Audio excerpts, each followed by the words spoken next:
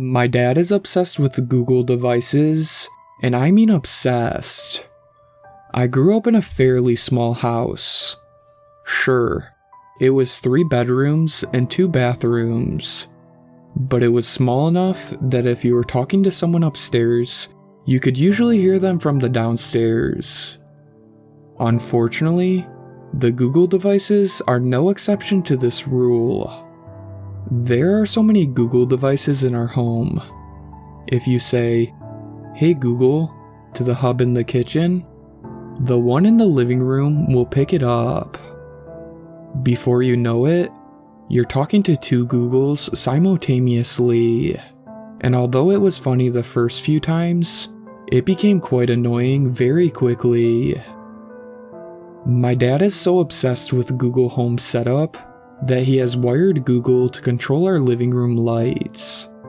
And the lock on our door is also automated by a smartphone app.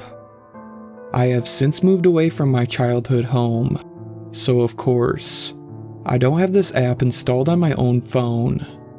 Now, every time I go home, I need to be accompanied by someone with the app to let me into the house.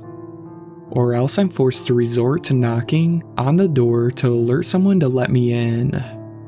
However, I love my dad, and we've all accepted these minor annoyances as one of his quirks.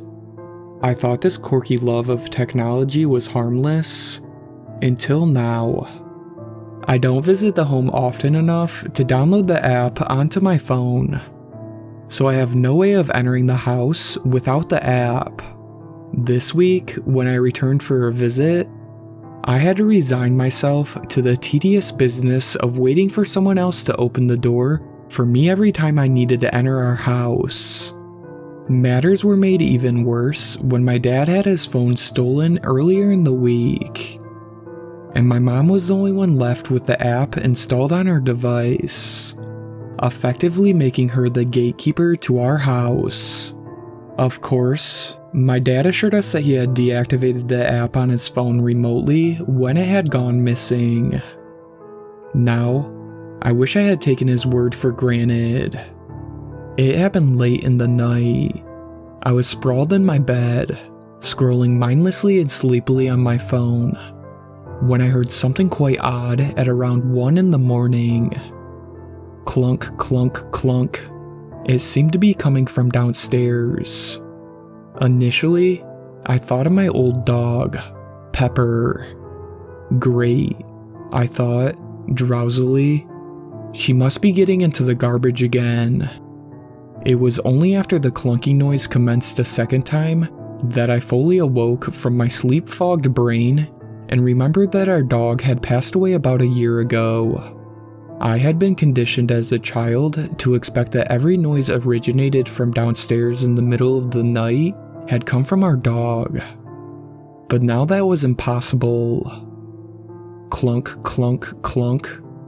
The noises were uniform in both length and volume, methodical, rigid, and unyielding. I strained against the silence for another minute, listening for the sound in the darkness of my room.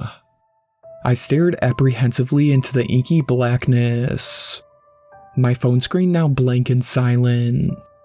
Clunk, clunk, clunk. By now, my heart was beating a little faster. I tried to rationalize the noise, running through options like, it must be the pipes, and raccoons fight outside our house all the time. But if I was being honest with myself, none of my rationalizations could truly explain the persistence of the noise. Clunk, clunk, clunk. There was a strange rhythm, an undeniable purpose that resonated from the restless sound. There was no denying it any longer. This was coming from our side door. Someone, or something, was playing with the locking device.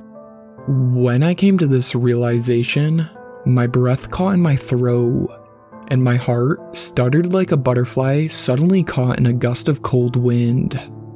Someone was trying to get into our house. Someone who kept trying, but couldn't understand that what they were doing wasn't working. That thought was somehow even more frightening than the alternative. This person was attempting the same thing over and over and expecting a different result. No sane or rational human being would reach that conclusion after trying to get in so many times. And not only was this person attempting to break into our house at 1 in the morning, they weren't going to give up anytime soon. And again, clunk, clunk, clunk.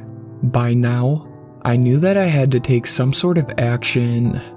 I am embarrassed to say that I did not feel comfortable leaving my room, so I resorted to using the technology I had on hand, my phone.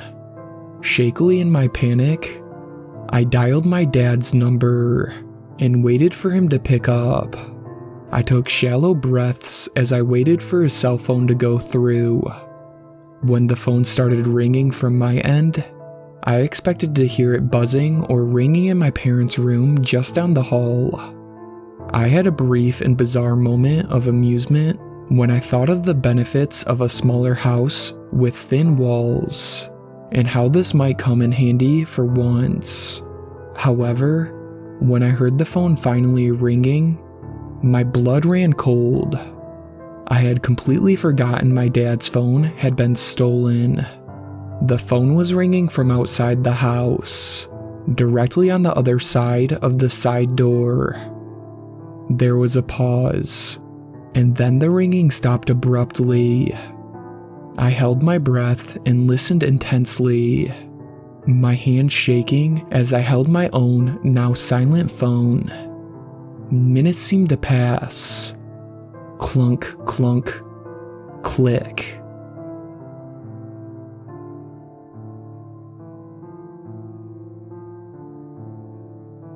Shout out to my superfans, Sweet Black Swan, Tacey, and Brooklyn. I really appreciate you guys supporting my channel, and I really look forward to making more content for everyone.